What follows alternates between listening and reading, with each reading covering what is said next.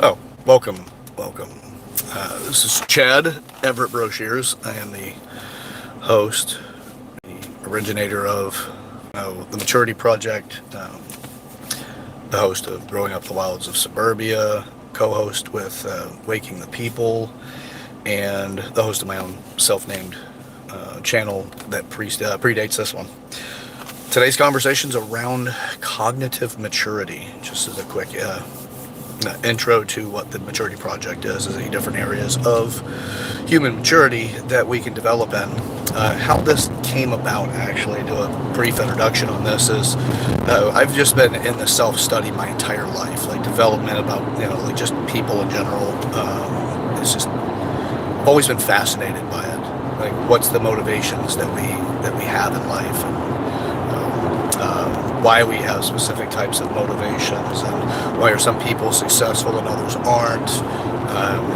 You know, what has one person willingly push through all challenges until they're successful, and then you have other people that will meet challenging times or defeat and then accept that be their defeat. Right? They no longer pursue whatever that is, and they may never consider pursuing it again, depending on how disruptive that particular endeavor was in their life. It's always fascinated by why. Like, why is there so many differences in people?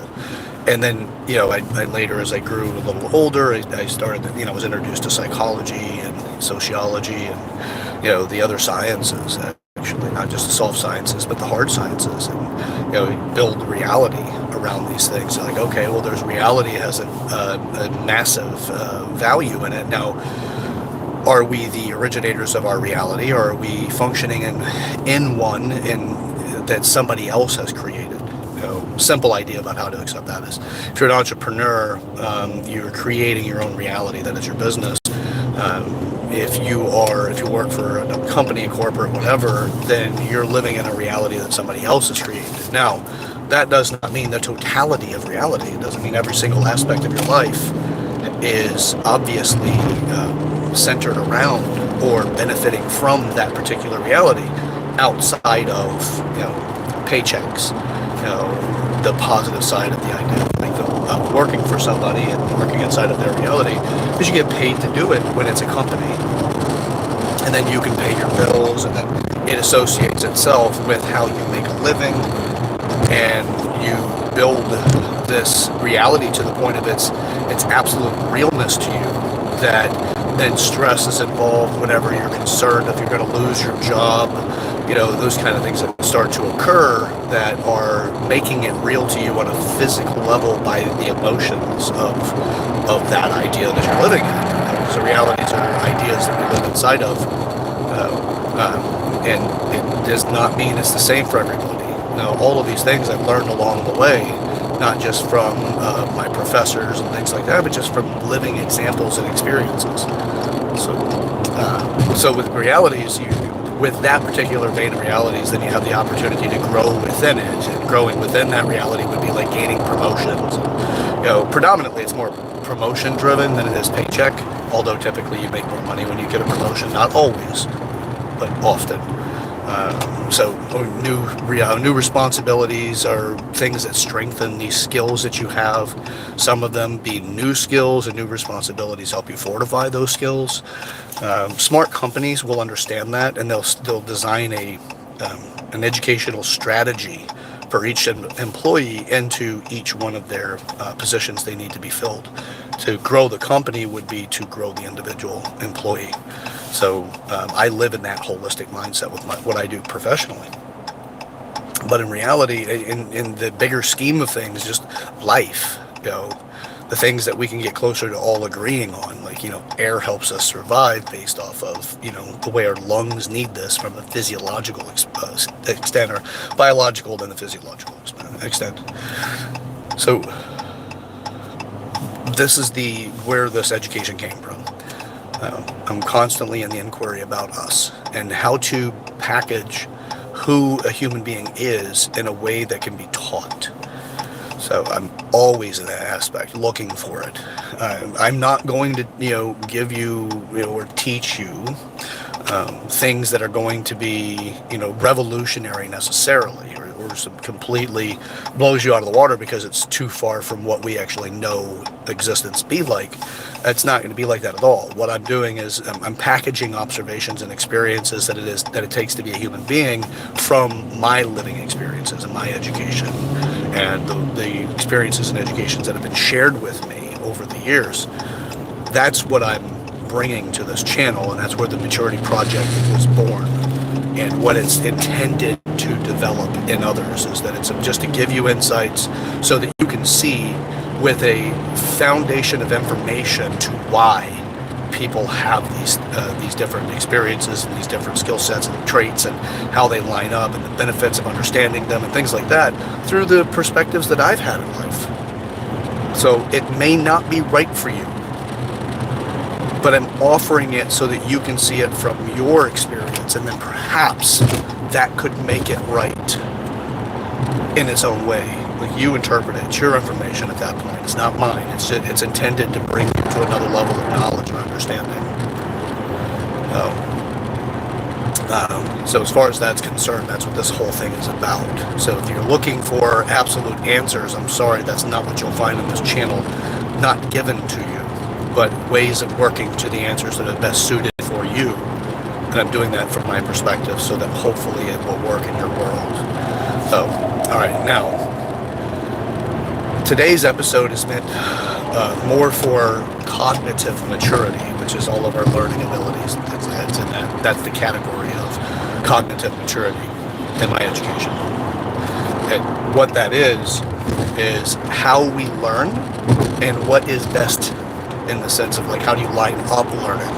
Because you also have to, when you line up to learn, you're actually lining up the way that you think and the most effective method that you can. Sometimes you're just given this set, it's like a schedule of thinking, if you will, that gets you into a learning mode. If you want an example of this, is just think about when you walk into school, your mind is going towards learning mode because that's the societal positioning of the school. You're also going in with the emotional experiences and development that you're most prevalent to and most present to, apologize, because that's in your world of importance and priority, because it's very high in that area. So it helps you with hierarchical structuring, so your placement. It helps you with beautiful aspects about your own maturity and emotions, things like that, because you have to go through them in order to learn from them. And that, and, it's usually best with a guide. But predominantly, again, this experiment is more of this exercise is more for you to look at it and say, okay, when I go into school, I mentioned the emotional stuff, so I could at least call it out, and then we can move that aside enough that we can focus on just the learning. When you walk into school, you're going to have a structural thinking process that has been given to you. Once you get past your early years, or they're conditioning you on how to learn, this is where you've already had that preset conditioning on how to learn. You don't have to reposition your mind as much into learning. So, but if you're out, let's say, on a roller coaster on the other side of the spectrum, if you will, you've got a high level of stimulus that makes you focus. The potential of your body is taken off balance would cause your nervous system to respond for a survival response of creating balance again, so that you have the ability to react and interact with your environment in the event that something were to surprise you. Tiger jumps out, tries to eat you. Another person tries to attack you, and you see something coming that might be like an accident situation, the tire comes off of the vehicle, whatever. Your body is in that position that it has the highest advantage to respond. So therefore, when you've lost balance, your nervous system kicks on, and it takes your attention to how to get the situation under control enough to restabilize. Throw in a couple of other stimulators, like being in a roller coaster doesn't allow you to stabilize again, so it keeps you in that fight or flight, and whichever way you react. Now, I actually have found an interesting method of reacting in this is that I often on a roller coaster go into fight mode, which is really interesting because I'm on average more calm and I have a cool temperament. It's hard to get me to the point of aggression, but that's a trigger that I get into. It's really fascinating to me. But anyway, so the exercise purpose here is to show you that if you were in that where you were caught up with the roller coaster going on, and then somebody gave you schoolwork, how quickly could you pay attention to and line your thinking up enough that you could start learning with schoolwork? If you're walking in on campus to a classroom, it takes you as long as it takes to set up your desk typically, or probably even before that. But in the roller coaster analogy on the other side of the spectrum, it's very challenging to do so because you have too many stimulus values that have taken you further away from that thinking because you're in the survival thinking mode, not the future development mode. That's what I mean by saying lining up your thinking. No. So cognitive maturity has that built into it. It's how you line things up to learn. And the most efficient and effective way that you can and will learn doesn't mean that it's one that you've even tried, that you're aware of. You just have what you know. You might very well have other ones out there. I have found that I do have other ones out there. My example of this is I was a poor student in school. I was about average. I wasn't the worst, but I definitely was not the valedictorian. Not through my primary school years. Even whenever I went into college, it wasn't that great. I wanted to learn more. It wasn't until I started to read on my own things that I was interested in that I learned that I had a different learning process that was effective for me. Now, a lot of that was the elective because of interest, but then there's how I did it, the frequency that I did it, the length that I did it for, as far as like reading, and then, if I took notes, and if I took time to reflect into life as I took notes, and how the things that I'm learning through what I'm reading is actually associated with something in my life, and to simply sit and reflect on it instead of continuing reading. Because I found initially when I did that, I would continue reading and I would be in my mind trying to reflect while my eyes were reading the words or scanning through the words. But I wasn't really getting the new information. I was stuck on the previous information that had my attention. So then I learned that I had to stop and sit in what my mind was so curiously engaging with whenever something inspired me out of what I'm reading before proceeding into the next thing. I often have a notepad with me to start writing things down, to write a story to myself, or write out data, depending on how I wanted that information to be relayed or recaptured, captured and recaptured by reviewing. So, and it became more and more effective for me, more so than what I was taught in school. So when people say, Chad, what's your doctorate? Whenever I do have that, and I have had that conversation several times, not as a brag, but there was a great degree of self-satisfaction in that because of, before I actually went through school. And not even getting to the academic level of the doctorate through the school structures that we have. But my curiosity's always had me think in a certain way.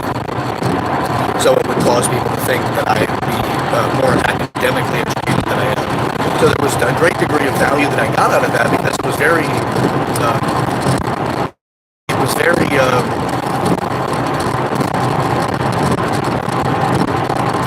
it's not aggrandizing, but it was qualifying, validating is what it was for me. So,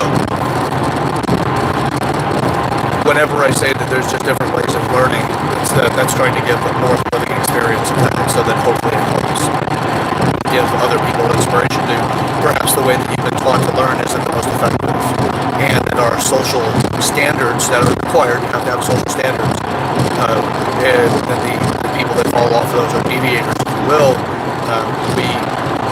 We gain so much benefit because when you have self-discovery to something and you feel like that it's revolutionary to you or it has a high level of benefit to you, then it's very likely you'll take ownership over it and you'll make it mean something more than as if you were just told something. So if you feel like you've discovered something, you're more likely to make it mean more to you and embody what you feel that you've discovered more valuable overall. So you qualify that yourself and then start looking for other pieces to collect along the way for helping with, stabilizing the idea that you have by putting a structural thinking process to it, or establishing more of a foundation to that idea. And before you know it, you're gaining momentum in a thinking process that helps you learn. I am not saying that this is the absolute method for everybody, or that it even be right outside of my education. But if it resonates with you, it's worth exploring. Now, there are a lot of maturity areas, or a lot of ways of qualifying intelligence and the cognitive functions in the body. A lot of ways of qualifying it.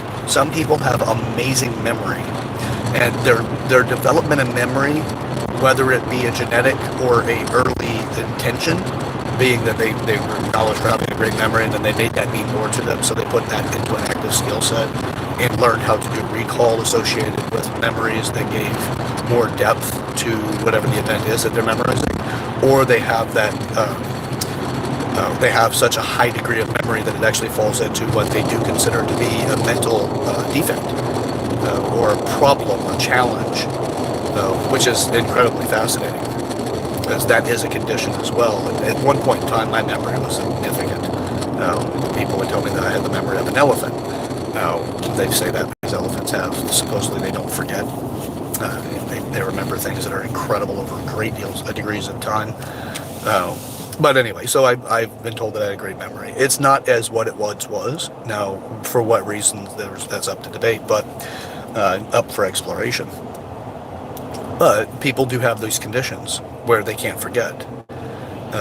That can be its own torture, its own torment. And I would love to be able to do an interview with somebody that has that condition, because it would be great to get their insights on what it's like to be there. But intelligence also uses memory for measurement value. Problem solving, interpersonal things, then you get into the dynamics of intelligences, because you have emotions, you have all kinds of different variables that come into play when it comes to utilizing or to qualify intelligence and how they work together. So combinations. It's just how do you identify each one, turn it into a sort of a trait value that you can start conditioning more by putting, the intention and development there. Neurosciences, whenever you put that in, it creates, it's called neuroplasticity. You're driving a new pattern through the neurons, and those new patterns are firing synapses that will activate specific portions of the brain that stimulate that, and then it starts to develop it. It makes it easier over time to make that a functional part of the brain by the way that the connections are being made, and it's those connections to other portions of the brain and their primary functions. So it's fascinating when you get into it. Now, am I saying that I'm absolutely right? No. What I am saying, though, is that this is some of the things that I've learned through the sciences to give you an understanding of how these things work.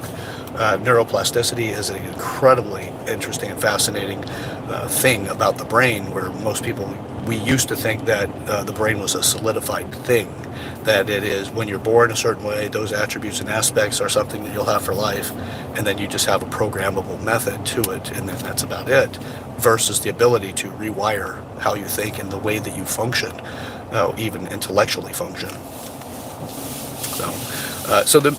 When it comes to intelligence, or it's actually technically the category that I've created is called cognitive maturity, but it has intelligence as a massive part of it. It's qualifying all of that is it's incredibly intriguing. I'm not saying that I have all the answers. It's the beautiful thing about this education is that I am not the expert in any of the areas. You can easily find somebody that is more developed in any one of these areas, more so than myself. Now, likely you'll find somebody that's more developed in it, as I don't have a high degree of ego need to sound like I'm smarter than I am, or qualified higher than I am, or more important in your life and you should believe me because of these things and the attributes that I have.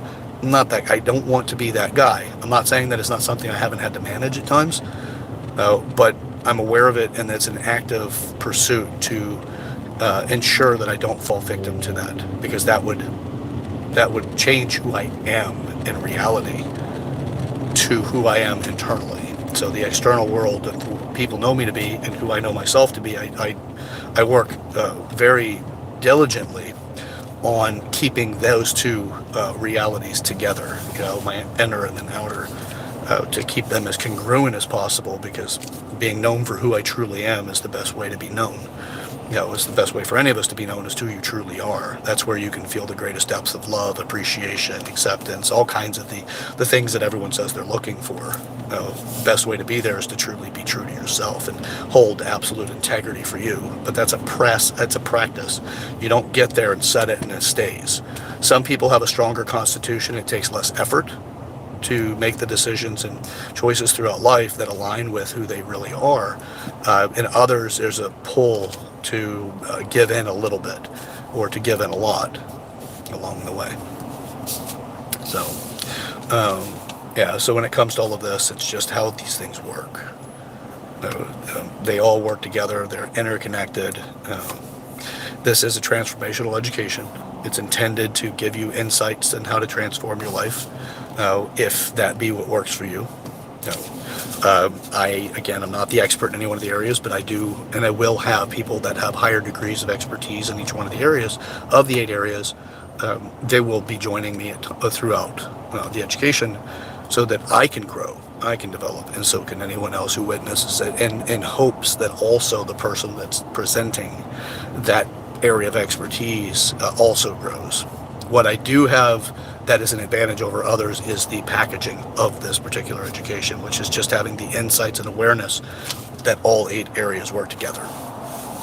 And I'll continue to expose those to you in time. So with that, I have covered the physical body. I have covered, not today's episode, prior, I had done the introduction for the physical body, introduction for community. I just did the introduction for cognitive. Tomorrow's Saturday. It's likely I won't do another video for the weekend.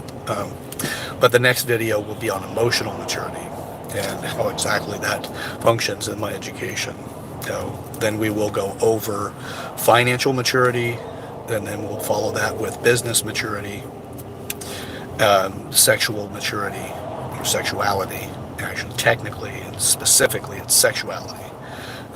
Maturity, not sexual. And then spiritual. So to recap that, there's the physical body, so that's 1. Cognitive, which is 2. Community, which is 3. Emotions, which is 4. And finance, 5. Business, 6. Sexuality, 7. And spirituality, 8. Those are the 8 different areas of maturity that I'll be covering in differing depths, and then having differing inspiring educators and on these videos. Look forward to that for the future, okay?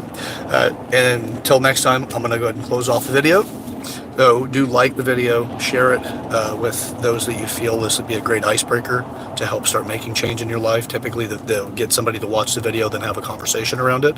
That can be very helpful for you to develop. So share as often as you like.